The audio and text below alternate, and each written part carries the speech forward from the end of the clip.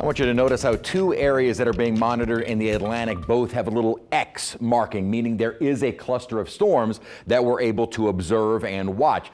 Not as quite as much for Gordon. Gordon is just about done, but we don't have that X marking with regards to our system that could potentially develop in the Gulf or Northwest Caribbean because there isn't anything there. The reason for this highlighted area is because the models have been indicating that potential, but there isn't anything there at the moment.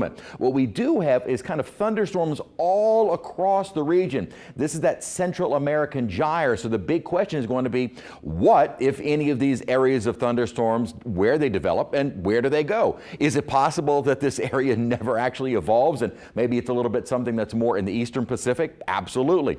All options are on the table right now. And what you're going to notice here is that as we get through the weekend and into early next week, the models are indicating kind of a little energy moving from the Eastern Pacific north of Honduras and then into the Northwestern Caribbean. This is where the models have been hinting at something starting to form, but that really doesn't happen until maybe Monday, Tuesday, or Wednesday of next week. This is the GFS in red. This is the Euro in green. The GFS a little bit more aggressive with an organized system moving northward, maybe toward the north central Gulf Coast, toward Florida, maybe toward Texas, maybe so. The Euro has more of a oblong big rainmaker, so they are still very much in disagreement with what will happen through next week. But notice the window of something actually forming and possibly moving toward land is going to be very, very quick, at least the way the models are setting up right now. Some model runs have had something getting into the Gulf and then just kind of sitting for a while. That's not what we want to see.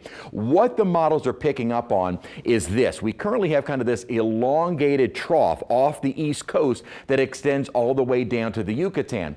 Over time, the eastern side of this trough at kind of the base is going to start kind of kicking off a little broad rotation in the Northwestern Caribbean. That's where we start to see some organization. And then as we get later into the week, that system starts trying to move northward and then go somewhere in the Gulf of Mexico. But again, this even happening is not written in stone. So what we're looking at for the questions, especially early next week, these probably won't even be answered this weekend. What, if anything, actually enters the Gulf? Is it just a big unorganized mess of thunderstorms or already an organized tropical system? Tropical storm, maybe a hurricane. Where exactly does it enter? Is it more the Yucatan Channel? Is it maybe from the Bay of Campeche? And the timing of that, which will be key in the steering currents at that moment, would draw the storm in any direction across the Gulf of Mexico. So at the moment, still more questions than answers. We'll be watching it through the weekend, but as I've said, we probably won't really know anything with a little bit more certainty until maybe the middle of next week. So we still have a long way to watch.